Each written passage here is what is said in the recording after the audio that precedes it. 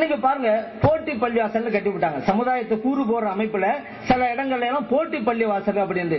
அந்த பள்ளிவாசல் இன்னைக்கு இல்ல, நபிகள் நாயகம் ஸல்லல்லாஹு அலைஹி வஸல்லம் காலத்துல முனாஃபிகீன்கள் கட்டினார்கள் போட்டி பள்ளி. அல்லாஹ் குர்ஆன்ல சொல்லி காட்டுறான். அந்த பள்ளிக்கு பேரு அல்லாஹ் எப்படி தெரியுமா வச்சான்? மஸ்ஜிதுல் லிரார், சமுதாயத்துக்கு இடரளிக்கும் பள்ளி அப்படின்னு அல்லாஹ் பேர் வச்சான்.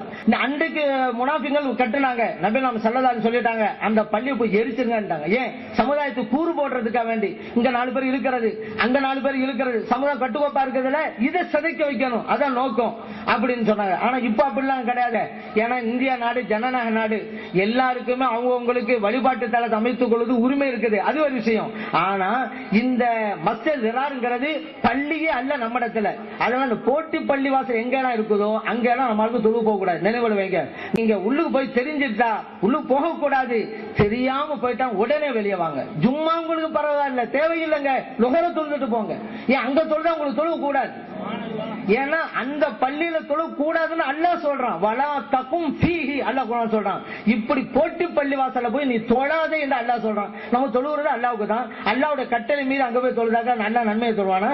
போட்டி பள்ளியில போய் தொழுவாதேங்கிறது அங்க போய் தொழுதுட்டு நன்மை தருவான்னு கேட்கிறேன், அல்லாஹ் மேல கோவப்படத்தான் செய்வான்.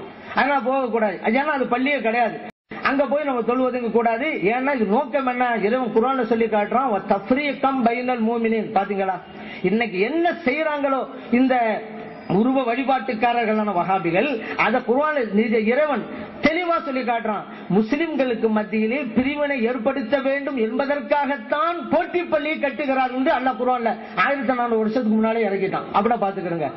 இன்னொன்னு, இந்த வஹாபிகள் என்ன சொல்லுவாங்க?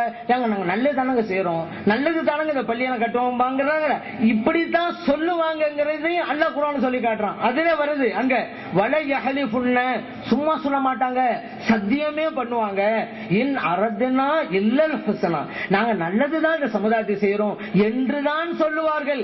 ஆனாலும் அந்த பள்ளிக்கு போகாத என்று இறைவன் சொல்லி காட்டுறான். அதான் இத்தனைக்கும் பிறகும் கூட நான் வழிகட்டு தான் போவேன் அப்படின்னு சொன்னா இவங்களை யார் பாருங்க?